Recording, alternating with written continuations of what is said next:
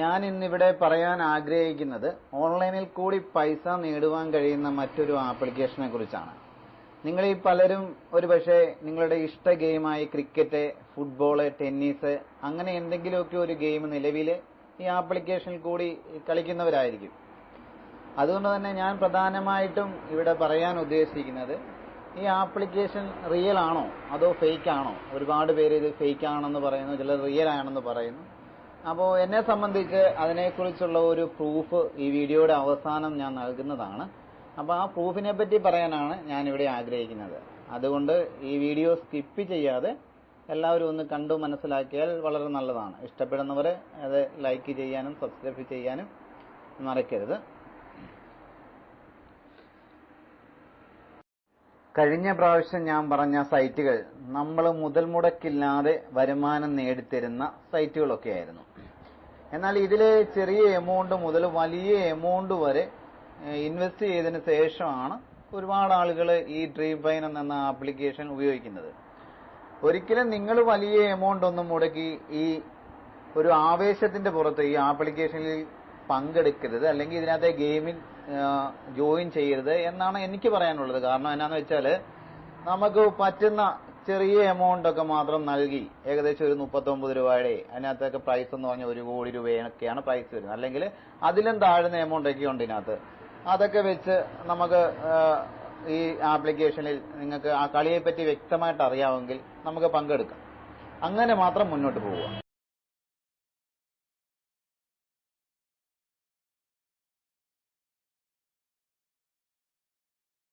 ഇന്ത്യയിൽ ഈ fantasy cricket കളിക്കുന്നത് നിയമപരമാണോ?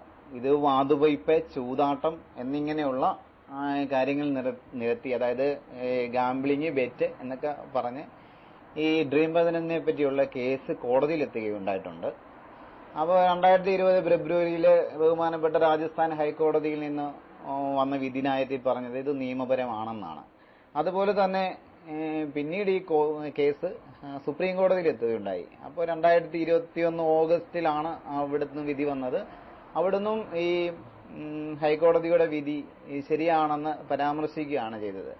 അങ്ങനെ പറയാൻ കാരണം എന്നാന്ന് വെച്ച് കഴിഞ്ഞാൽ ഇത് ചൂതാട്ടവും വാതുവയ്പും എന്ന ഗെയിം മാത്രമല്ല. ഇന്ത്യൻ ഭരണഘടനയുടെ ആർട്ടിക്കിൾ 19(1)G അനുസരിച്ചിട്ട് കോടതി പറയുന്നത് എന്നാണെന്ന് വെച്ച് കഴിഞ്ഞാൽ ഇതിനകത്ത് കളിക്കണമെങ്കിൽ കളിക്കാർ അവരുടെ വൈദഗ്ധ്യം, അല്ലെങ്കിൽ അവർക്ക് കഴിവ്, അറിവ്, പിന്നെ തന്ത്രങ്ങൾ ഇതൊക്കെ അനുസരിച്ചിട്ട് മാത്രമേ ഈ ഗെയിമിനകത്ത് നമുക്ക് കളിക്കാൻ പറ്റത്തുള്ളൂ. അല്ലാതെ ഇതൊരു ലക്കോ ബെറ്റ് വെച്ചാലോ അല്ലെങ്കിൽ ഇത് വാതുവയ്ച്ചാലോ ചൂതാട്ടമോ അങ്ങനെയുള്ള കാര്യങ്ങൾ കൊണ്ട് ഈ ഗെയിമിനകത്ത് നമുക്ക് വിജയിക്കാൻ പറ്റത്തില്ല.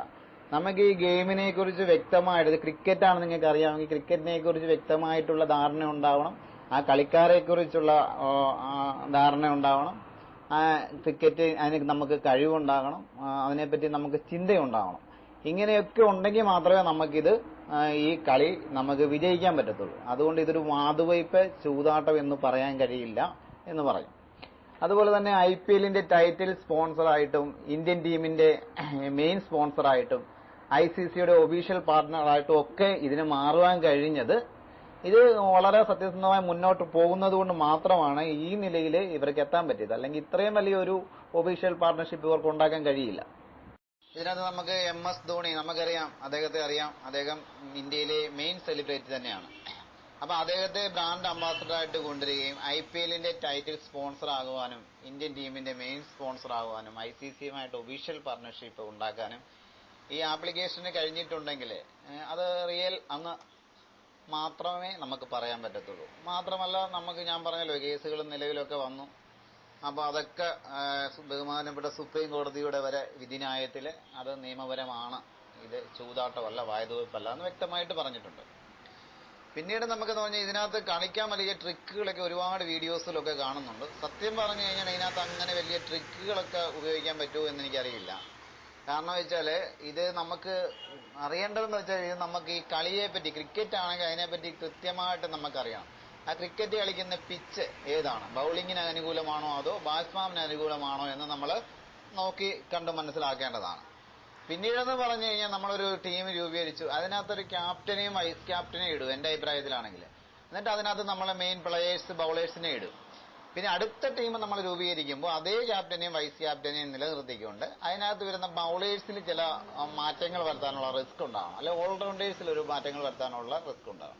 അടുത്തൊരു മൂന്നാമത്തെ ടീം നമ്മൾ രൂപീകരിക്കുമ്പോൾ ഇതേ ക്യാപ്റ്റനും വൈസ് ക്യാപ്റ്റനും നമ്മൾ എടുത്തു കളഞ്ഞിട്ട് പകരം വേറെ രണ്ടുപേരെ ക്യാപ്റ്റനും വൈസ് ക്യാപ്റ്റനും എടുത്തിടണം. അപ്പൊ അങ്ങനെയൊക്കെ കളിച്ചെങ്കിൽ മാത്രമേ നമുക്ക് ഇത് കൊണ്ട് മുന്നോട്ട് പോകാൻ പറ്റത്തുള്ളൂ. കാരണം വെച്ചാൽ പഴയ ക്യാപ്റ്റൻ ആണെങ്കിൽ കളിച്ചില്ലെങ്കിൽ പുതിയ കളിച്ചെങ്കിൽ അവർ ആദ്യത്തെ രണ്ട് ടീമിൽ നിന്ന് നമുക്ക് എന്തെങ്കിലുമൊക്കെ ഒരു സമ്മാന പ്രൈസ് കിട്ടും. അവർ കളിച്ചില്ലെങ്കിൽ അവരെ രണ്ടുപേരും തീർത്ത് ഒഴിവാക്കുക എന്നാണ് മൂന്നാമത്തെ ടീമിൽ നമുക്ക് ഉപയോഗിക്കുന്നത്.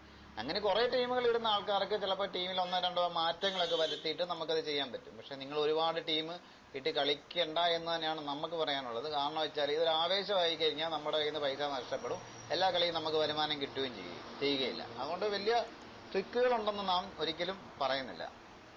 അതുകൊണ്ട് ഇതിനകത്ത് വലിയ ട്രിക്കുകളുണ്ട് എന്ന രീതിയിൽ നമ്മൾ മുന്നോട്ട് പോകാതെ നമ്മൾ ആ ക്രിക്കറ്റ് മത്സരമാണ്, ഞാനിപ്പോൾ ക്രിക്കറ്റ് മത്സരമാണ് കളിക്കുന്നത്, അപ്പോൾ അതിനെ അനുസരിച്ചിട്ട് അതിന്റെ പിച്ച് റിപ്പോർട്ട് നമുക്ക് ഇതിനകത്ത് തന്നെ ഈ ആപ്പിനകത്ത് തന്നെ മനസ്സിലാക്കാൻ പറ്റും.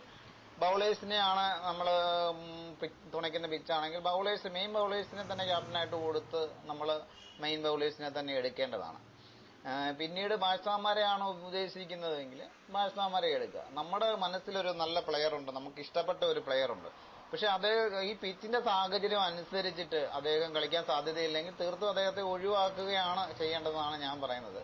കാരണം വെച്ചാൽ അദ്ദേഹം നിലവിലെ കുറച്ച് പെർഫോമൻസ് വളരെ ഓക്കെ ആണെങ്കിൽ ചിലപ്പോൾ അടുത്ത പെർഫോമൻസിൽ ഓക്കെ ആകണമെന്നില്ല. അങ്ങനെ കുറച്ച് റിസ്കി കാര്യങ്ങൾ മനസ്സിലാക്കി മുന്നോട്ട് പോയി കഴിഞ്ഞാൽ നമുക്കിത് ഇതിനകത്തുനിന്ന് വരുമാനം നേടുവാൻ കഴിയും. എങ്കിലും പൈസ നഷ്ടപ്പെടുന്ന കാര്യമാണ്. ഞാനിപ്പം ഇത് സത്യസന്ധമായിട്ടുള്ള ഒരു ആപ്ലിക്കേഷൻ ആണെന്ന് ബോധിപ്പിക്കാൻ വേണ്ടിയാണ് ഞാൻ ഇത്രയും പറയുന്നത്. ഇനി എനിക്ക് ഇതിനകത്തുനിന്ന് കിട്ടിയിട്ടുള്ള വിന്നിംഗ് പ്രൂഫ്, അതായത് ഇത് സത്യസന്ധമാണോ എന്നുള്ളതിന്റെ ഒരു തെളിവ് കൂടെ ഞാൻ ഈ വീഡിയോയ്ക്ക് അടുത്തതായിട്ട് കാണിച്ചു തരാം. ഓക്കെ, ഇതാണ് നിങ്ങൾക്ക് കാട്ടിത്തരാൻ പറ്റുന്ന എന്റെ വിന്നിംഗ് പ്രൂഫ്. അതായത് ഡ്രീം ഫൈനാൻസിന്റെ റിയൽ ആണോ ഫേക്ക് ആണോ എന്ന് പറയാൻ കഴിയുന്ന, എനിക്ക് പറയാൻ പറ്റുന്ന ഒരു പ്രൂഫ് എനിക്ക് കിട്ടിയ ഈ തുക, അതായത് 9 മെയ് 7:30 RCBയും പഞ്ചാബ് കിങ്സും തമ്മിലുള്ള മത്സരത്തിൽ എനിക്ക് കിട്ടിയത് 6167 രൂപയാണ്. ഒന്നുകൂടെ ഞാൻ കാണിക്കാം. അതായത് 28,89,129 പേര് കളിച്ചതിൽ നിന്നാണ് എനിക്ക് ഈ 6167 രൂപ കിട്ടിയത്. ഞാൻ കുറെ ടീംസ് ഇട്ടിട്ടുണ്ടായിരുന്നു. അതിനകത്ത് ഒരു ടീംസിന് ഏകദേശം 92ാമത്തെ സ്ഥാനത്താണ് അത് എത്തിയിരിക്കുന്നത്. അതിന് നമുക്ക് 6000 രൂപയോളം കിട്ടിയിട്ടുണ്ട്. 6000 രൂപയോളം, അത് 1042.5 ആണ് നമുക്ക് കിട്ടിയ പോയിന്റ്സ്. അതായത് ഒന്നാം സ്ഥാനത്ത് എത്തിയ വ്യക്തിയുമായിട്ട് എനിക്ക് പോയിന്റ് വ്യത്യാസം വരാൻ കാരണം വെച്ചാൽ ക്യാപ്റ്റനും വൈസ് ക്യാപ്റ്റനും, ക്യാപ്റ്റൻ ഓക്കെ ആയിരുന്നു, വൈസ് ക്യാപ്റ്റൻ ഇട്ടത് സാംകുര്യനായി പോയി. ആ ഒരൊറ്റ ഒരു ഓപ്ഷനാണ് എനിക്ക് അവിടെ പൈസ, നല്ല പ്രൈസ് കിട്ടാൻ കഴിയാതെ പോയി. ഏകദേശം ഒന്നാം സ്ഥാനത്ത് എത്തുന്ന വ്യക്തിക്ക് കിട്ടിയിരിക്കുന്ന പ്രൈസ് എന്ന് പറഞ്ഞാൽ ഇപ്പോൾ ഏകദേശം എനിക്ക് തോന്നുന്നത് ഏകദേശം 40 ലക്ഷം രൂപയാണ്. ഏണ്ടോ 40 ലക്ഷം, അതെ 40 ലക്ഷം രൂപയാണ്. അപ്പൊ ഏകദേശം ഒരു 10-15 പോയിന്റ് വ്യത്യാസമാണ് അവിടെ ഉണ്ടായിരിക്കുന്നത്. എന്നാൽ നമുക്ക് 6000 രൂപ കിട്ടി, ലൈവായിട്ട് കിട്ടി. അത് നമ്മൾ വിഡ്രോ ചെയ്യാൻ നമുക്ക് പാൻ കാർഡ് വെരിഫൈ ചെയ്യണം, നമ്മുടെ ആധാർ വെരിഫൈ ചെയ്യണം, പിന്നെ നമ്മുടെ ഈ ബാങ്ക് വെരിഫിക്കേഷൻ ചെയ്യണം. അപ്പം അതൊക്കെ ചെയ്തു കഴിഞ്ഞാൽ ഏകദേശം ഒരു 10 സെക്കൻഡിനുള്ളിൽ നമുക്ക് ആ ഗൂഗിൾ പേയിൽ ആ എമൗണ്ട് വരും.